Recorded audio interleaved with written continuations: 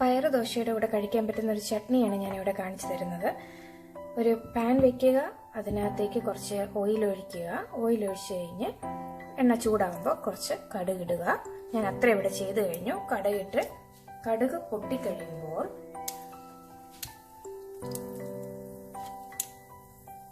കടുക് പൊട്ടുന്നുണ്ട്. കടുക് പൊട്ടിക്കഴിയുമ്പോൾ അതിനകത്തേക്ക് ഇച്ചിരി വെളുത്തുള്ളി ഇട്ട് കൊടുക്കുക.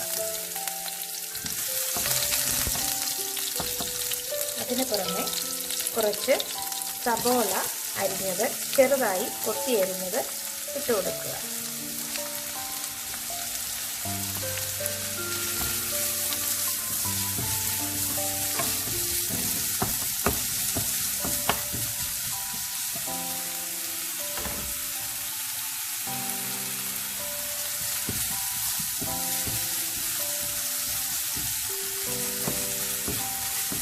സബോള ഒന്ന് വഴണ്ട് വരുമ്പോൾ കുറച്ച് ഉപ്പ് ഇട്ട് കൊടുക്കുക.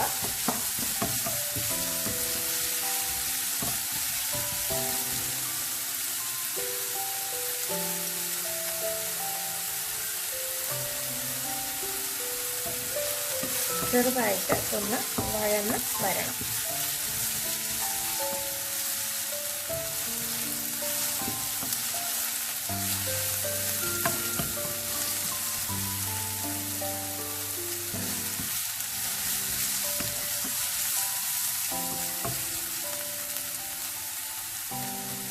അതിലോട്ട് ഒരു 1/4 ടീസ്പൂൺ മഞ്ഞൾ കൂടി ഇട്ട് കൊടുക്കുക.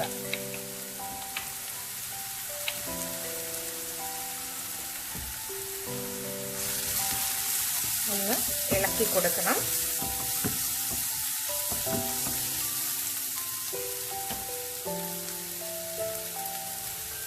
അതൊന്ന് മൂത്ത് വരുമ്പോൾ കുറച്ച് മല്ലിപ്പൊടി ഇട്ട് കൊടുക്കുക. 1/4 ടീസ്പൂൺ മല്ലിപ്പൊടി കൂടി ഇട്ട് കൊടുക്കുക.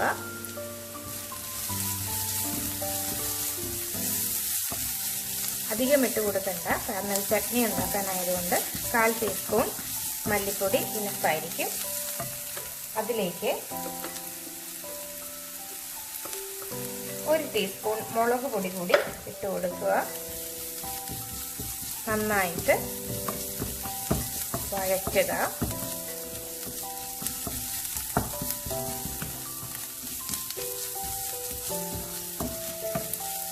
ഒരു അല്പം ടേസ്റ്റിനായി കുറച്ച് ചിക്കൻ മസാലപ്പൊടി കൂടി ഇട്ട് കൊടുക്കുക. 1/4 ടീസ്പൂൺ ചിക്കൻ മസാല പൊടി. നന്നായി വഴറ്റു. ആ പച്ചമണമൊക്കെ ഒന്ന് മാറണം. നന്നായി വഴന്നു കഴിയുമ്പോൾ അതിലേക്ക് നമ്മൾ ഒരു ടൊമാറ്റോ കൂടി ഇട്ട് കൊടുത്തു.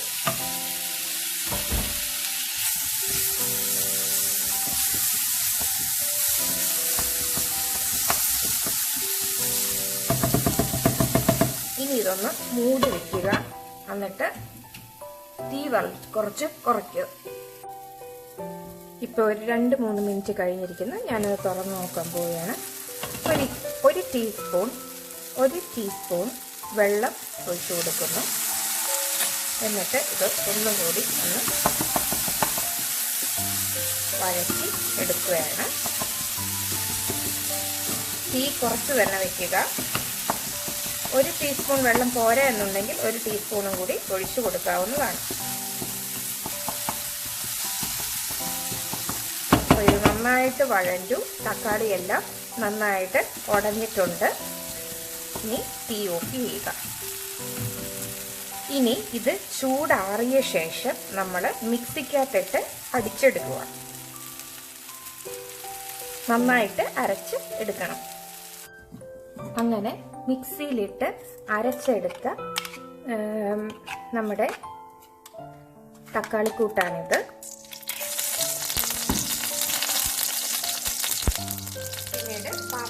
ഒരു പാത്രം എടുക്കുക. അതിലിച്ചിരി എണ്ണ ഒഴിക്കുക. അതിലേക്ക് കുറച്ച് കടുക് കൂടിയിട്ട് പൊട്ടിക്കുക.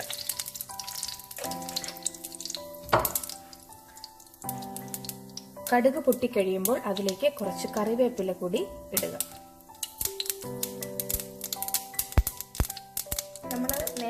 ഉണ്ടാക്കി ആ സെയിം പാത്രത്തിൽ തന്നെ ചെയ്താൽ മതി.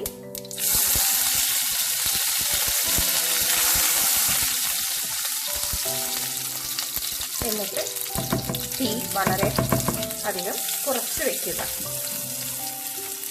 അരച്ച് വെച്ചിരിക്കുന്ന ആ മിശ്രിതം നമ്മൾ ഇതിനകത്തേക്ക് ഇടുക.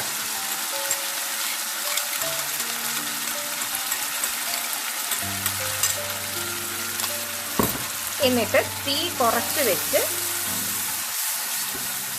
ഇളക്കി യോജിപ്പിക്കുക.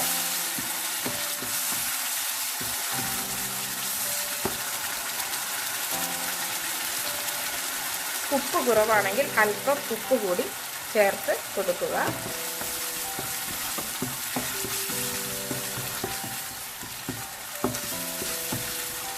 നമ്മുടെ പയറ് ദോശയുടെ കൂടെ കഴിക്കാൻ പറ്റിയ ചട്നി റെഡി.